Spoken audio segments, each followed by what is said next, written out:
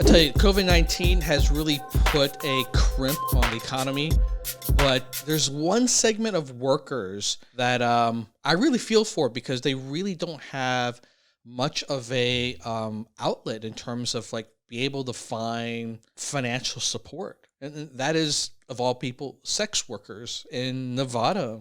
One thing that people don't realize, right, is that Nevada is probably, I think it might be the only state in all of the United States where sex work is legalized. Legal. Right. You can basically get a license, go work in a brothel, and make a hell of a lot of money doing so. What's weird is that in Nevada, it's not everywhere. So people think like just driving over the state line from California, suddenly they could just do with anybody type of thing. Like, no, it's not like that at all. In fact, Las Vegas, right, the biggest city here, which is known as Sin City, prostitution is illegal. So if you actually want to, like, you know, hook up with a girl in a brothel, you have to drive outside of Las Vegas. That's why they have all of these, what they call bunny ranches, where they have these like little groups of houses and businesses that are located about an hour outside Las Vegas where you can go to and then hook up. So you have to drive really freaking far out there. Yeah.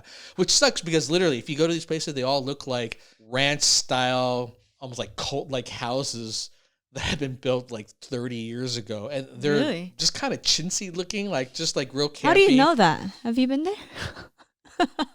Actually, no, I never have. I never have gone to do it. But there's been like TV shows out there. Like one of the famous ones, I think was on HBO, was called like The Bunny Ranch or something like that. And it was just showing what life was like inside one of these compounds. And it's fascinating because they talk about it in such a way that where it's like, this is regular life, and we come here, we sleep with the Johns, as they call them, and you can request anything. They have rooms and toys, everything that you could think of. Not cheap. Like if you go do something like that, I think like a minimum, almost $1,000. No. That may be just for like a hand job, maybe $500 for a hand job. I don't know. Like I said, I've never been.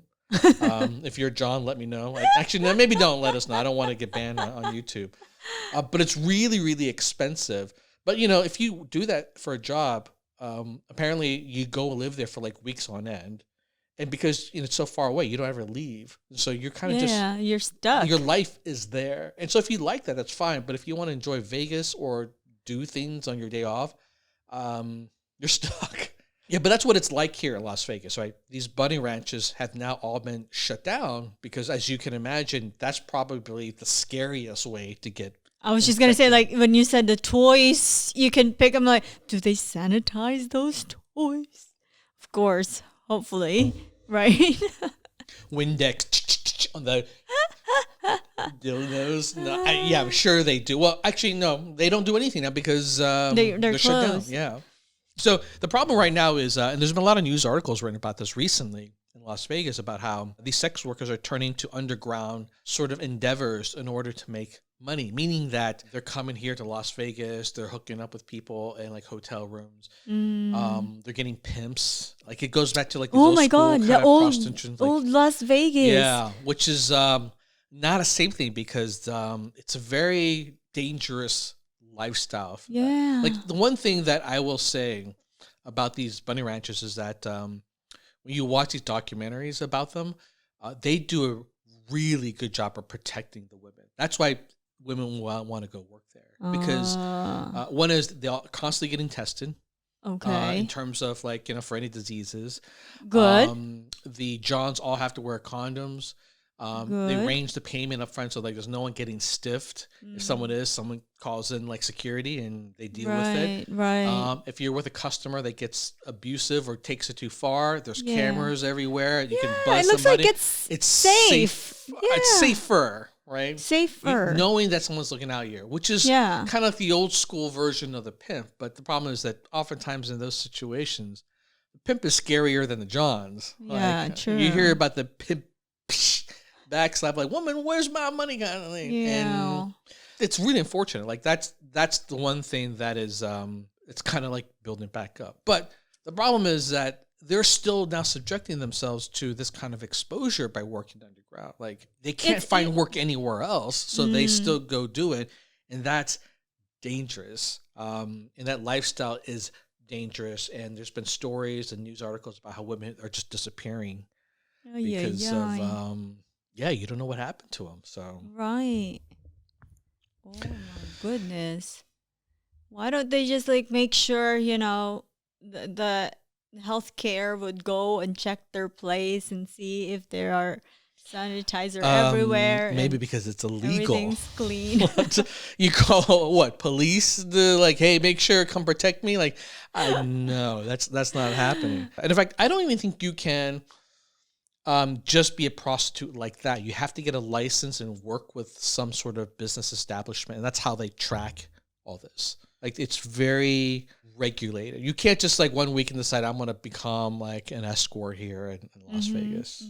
The other thing I would advocate for these women is that, if this is scary, like right now what you're trying to do is at least survive the pandemic, right? Which is make enough money to get by, pay your bills and whatnot. So like go to OnlyFans. Like if you're not on OnlyFans right now, if you aren't taking advantage of the digital platform, which to me, and I think this is really one of the best things about OnlyFans, is that it's safe, is that you can control who you want to be on screen with. You can control your interaction with your fans.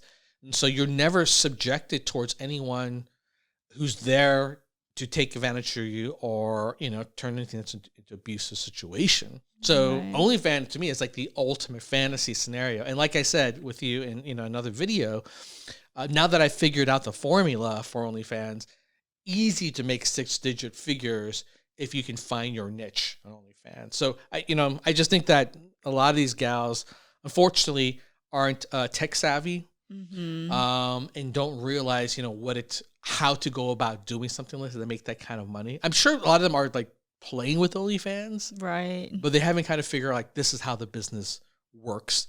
And if they do that, I feel like this is a much safer route to go during a pandemic than going underground. It's just scary. Right. Right. That is really scary and sad for them. So do OnlyFans while you can. Nevada being what it is, all the different kinds of crazy entertainment that exists here, not just, the strip clubs, not just the brothels. I'm talking about like even all the different performers who used to work at Cirque du Soleil. Like think about building up an online presence on YouTube and on OnlyFans and, charge for it, because the kind of, adult entertainment that's very popular here that is now no longer possible. Everything's going digital. This is one way of making it happen. So you think this is going to stay the same till 2021?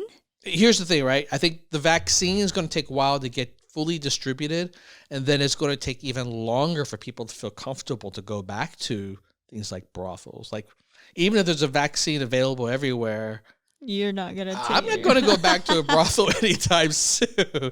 And not that I have been.